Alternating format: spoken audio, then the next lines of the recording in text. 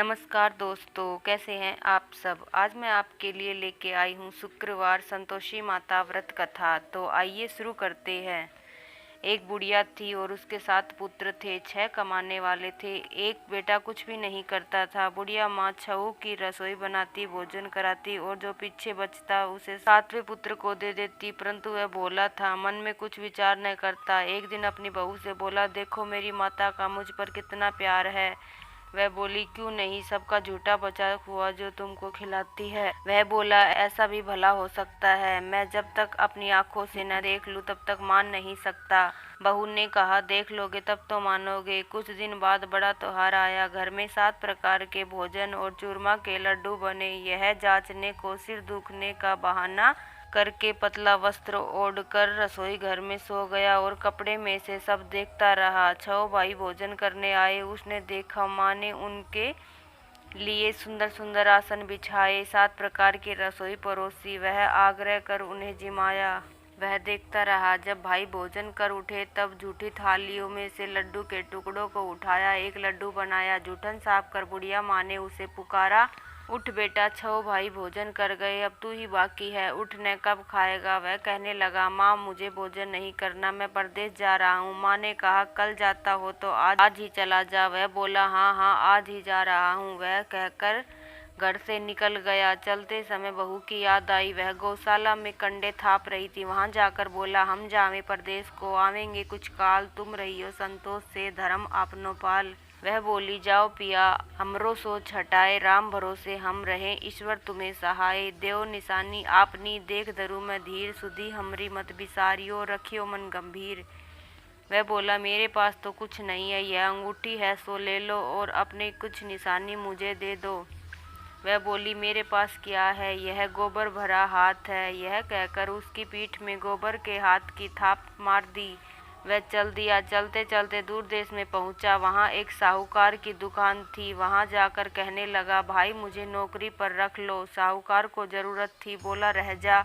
लड़के ने पूछा, तनख्वाह क्या दोगे। साहूकार ने कहा, काम देखकर दाम मिलेंगे। साहूकार की नौकरी करने लगा। वह सवेरे 7 बजे से रात 9 बजे तक नौकरी पर जाने लगा। कुछ दिनों में दुकान का सारा लेन देन, हिसाब किताब, ग्राहकों को माल बेचना, सारा काम करने लगा। साहूकार के 7-8 नौकर थे, वे सब चक्कर खाने लगे। यह तो बहुत होशियार बन गया। सेठ ने भी काम देखा और 3 महीने में उसे आधे मुनाफे का साझीदार बना लिया और 12 वर्ष में वह नामी सेठ बन गया और साहूकार सारा कारोबार उसके ऊपर छोड़कर बाहर चला गया। अब बहू पर क्या बीती सुनो। सास ससुर उसे दुख देने लगे। सारी गृहस्थी का काम करा के उसे लकड़ी लेने जंगल भेजते और घर की रोटियों के जो भूसी निकलती उसे रोटी बनाकर रख दी जाती और फूटे नारियल की नरेले में पानी देते। इस तरह दिन बीतते रहे। एक दिन वह लकड़ी लेने जा रही थी कि रास्ते में बहुत सी स्त्रियां संतोषी माता का व्रत करती दिखाई दी।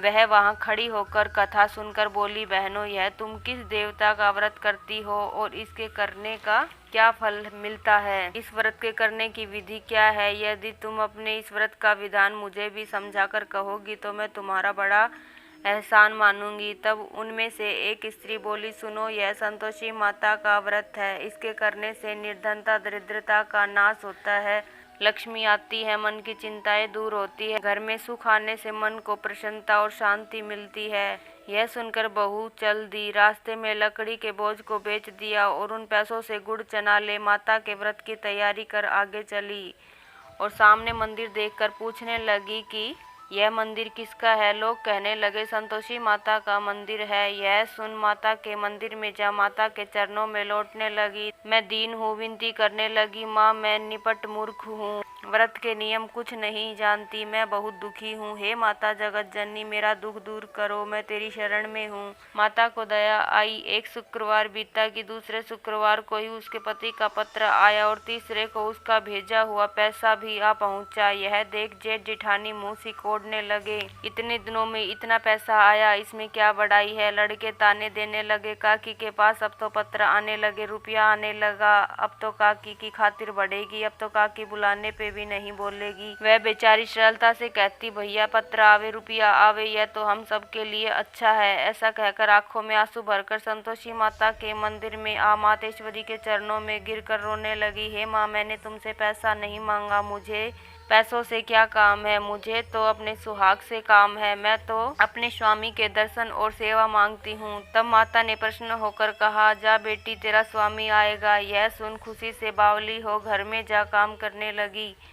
अब संतोषी माँ विचार करने लगी, इस भोली पुत्री को मैंने कह तो दिया तेरा पति आएगा, पर आएगा कहाँ से? वह तो इसे सौंपन में भी याद नहीं करता। उसे याद दिलाने मुझे ही जाना पड़ेगा। इस तरह बुढ़िया के बेटे के पास संपन्न में प्रकट होकर कहने लगी, साहूकार के बेटे सो रहा है या जाग रहा है? वह बोला, माता सो भी नहीं रहा, जाग भी नहीं रहा, कहो क्या आज्ञा है? माँ कहने लगी, तेरा घर बार कुछ है या नहीं? वह बोला, सब कुछ है, माँ बाप है, भाई बहन व बहू, क्या कमी है मुझे?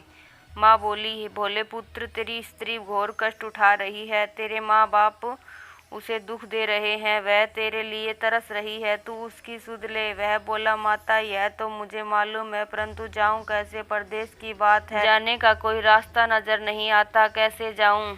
माँ कहने लगी, मेरी बात मान, सवेरे नहा धोकर संतोषी माता का नाम ले, घी का दीपक जला, दंडवत कर दुकान पर जा बैठना, तब देखते देखते तेरा लेन देन सब चुक जाएगा, माल बिक जाएगा, सांझ होते होते धन का ढेर लग जाएगा। तब सवेरे बहुत जल्दी उठा, नहा धोकर संतोषी माता को दंडवत कर घी का दीपक जला, दुकान पर जा बैठा। थोड़ी देर में क्या देखता है कि देने वाले रुपया लाने लगे, लेने वाले हिसाब लेने लगे। कोठे में भरे सामानों के खरीदार नगद दाम दे सौदा करने लगे। शाम तक धन का ढेर लग गया। माता का यह चमत्कार देख खुश हो मन में माता का नाम ले घर ले जाने के वास्ते गहना कपड़ा खरीदने लगा और वहाँ के काम से निपट तुरंत रवाना हुआ। वहाँ बहू बेचारी जंगल में लकड़ी लेने जाती, लौटते वक्त माता जी के मंदिर में विश्राम करती है। वह तो उसका रोज रुकने का स्थान ठहरा। दूर से धूल उड़ती देख वह माता से पूछती है, हे माता, यह धूल कैसी उड़ रही है? माँ कहती है कि हे पुत्री, तेरा पति आ रहा है, अब तू ऐसा कर, लकड़ियों के 3 बोझ बना ले,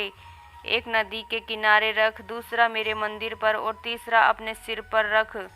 तेरे पति को लकड़ी का गट्ठा देखकर मोह पैदा होगा, वह यहाँ रुकेगा, खाना खा पीकर माँ से मिलने जाएगा। अब तू लकड़ी का बोझ उठाकर जाना और बीच चौक में गट्ठा डालकर 3 आवाजें जोर से लगाना, लो सासू जी लकड़ियों का गट्ठा लो, भूसी की रोटी दो और नारियल के खोपड़े में पानी दो, आज मेहमान कौन आया? माँ की बात सुन, बहुत अच्छा माता जी, ऐसा कहकर प्रसन्न हो लकड़ियों के 3 गट्ठे ले आई। एक नदी के तट पर, एक माता जी के मंदिर पर रखा। इतने में ही मुसाफिर आ पहुँचा। सूखी लकड़ी देख उसकी इच्छा हुई कि यहीं निवास करे और भोजन बना खा पी कर गाँव जाए। इस प्रकार भोजन बना विश्राम कर गाँव को गया। सबसे प्रेम से मिला। उसी समय बहू सिर पर लकड़ी का गट्ठा लिए आती है। लकड़ी का भारी बोझ आंगन में घेर जोर से 3 आवाजें देती है, लो सासू जी लकड़ी का गट्ठा लो, भूसी की रोटी दो, नारियल के खोपड़े में पानी दो, आज मेहमान कौन आया है? यह सुन उसकी सास अपने दिए हुए कष्टों को भुलाने हेतु कहती है कि बहू ऐसा क्यों कहती है, तेरा मालिक ही तो आया है, आ बैठ, मीठा भात खा, कपड़े गहने पहन, भोजन कर। इतने में ही आवाज सुनकर उसका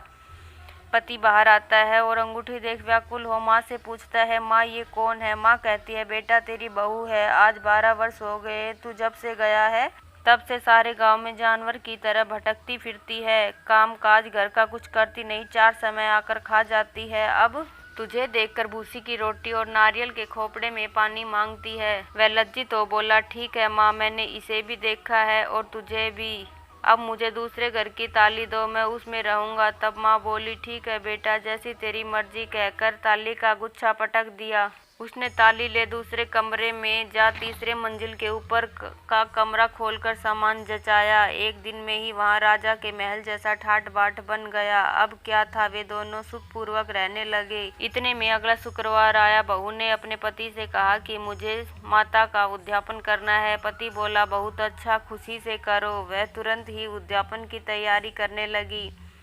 जेठ के लड़के को भोजन के लिए कहने गई, उन्होंने मंजूर किया, परंतु जेठानी अपने बच्चों को सिखाती है, देखो रे, भोजन के समय सब लोग खटाई मांगना, जिससे उसका उद्यापन पूरा न हो।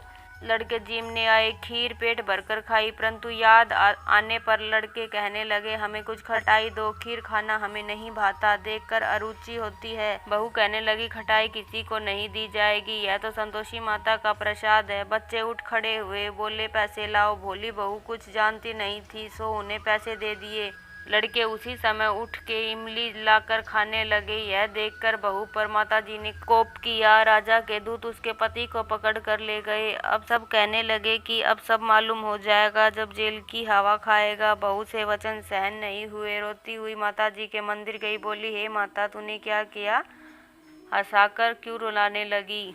माता बोली, तूने उद्यापन करके मेरा व्रत भंग किया है, इतनी जल्दी सब बातें भुला दी। वह कहने लगी, माता भूली तो नहीं, न कुछ अपराध किया है, मुझे तो लड़कों ने भूल में डाल दिया, मैंने भूल से उन्हें पैसे दे दिए, मुझे क्षमा करो माँ। माँ बोली, ऐसी भी कहीं भूल होती है?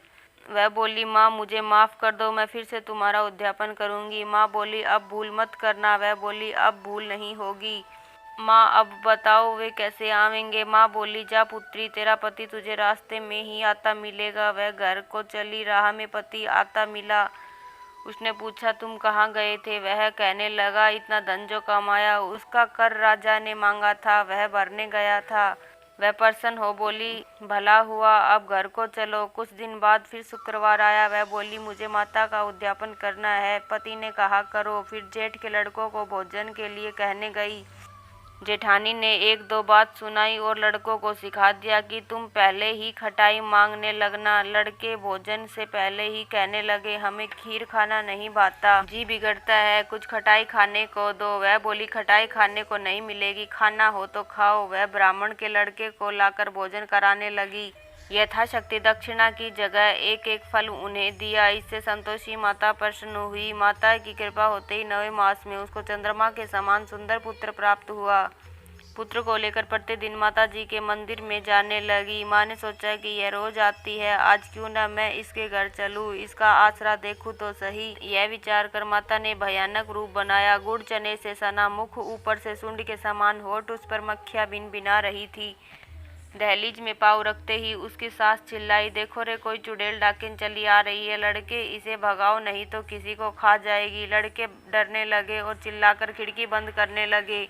बहू रोशनदान में से देख रही थी, प्रसन्नता से पागल होकर चिल्लाने लगी, आज मेरी माँ, मेरी माताजी मेरे घर आई हैं। ऐसा कहकर बच्चे को दूध पीने से हटा दिया। इतने में सास का क्रोध फूट पड़ा। बोली, कुलक्षणी, इसे देखकर कैसी उतावली हुई है जो दूध पीते बच्चे को पटक दिया। इतने में माँ के प्रताप से जहाँ तहाँ देखो वहीं लड़के ही लड़के नजर आने लगे। वह बोली, माँ, मैं जिसका व्रत करती हूँ यह वही संतोषी माता है। इतना कह झट से सारे घर के किवाड़ खोल दिए। सबने माता के चरण पकड़ लिए और विनती कर कहने लगे, हे माता, हम मूर्ख हैं, अज्ञानी हैं, पापी हैं, तुम्हारे व्रत की विधि नहीं जानते। हे माता, हमारे अपराध को क्षमा करो। इस प्रकार माता प्रसन्न हुई। माता ने बहू को जैसा फल दिया वैसा सबको दे। जो पढ़े सुने उसके सब मनोरथ पूर्ण हो। बोलो संतोषी माता की जय। दोस्तों, अगर आपको कहानी अच्छी लगी हो तो वीडियो को लाइक करें और मेरे चैनल को सब्सक्राइब कर ले ताकि आपको अगली वीडियो की नोटिफिकेशन मिल जाए। धन्यवाद दोस्तों कहानी सुनने के लिए।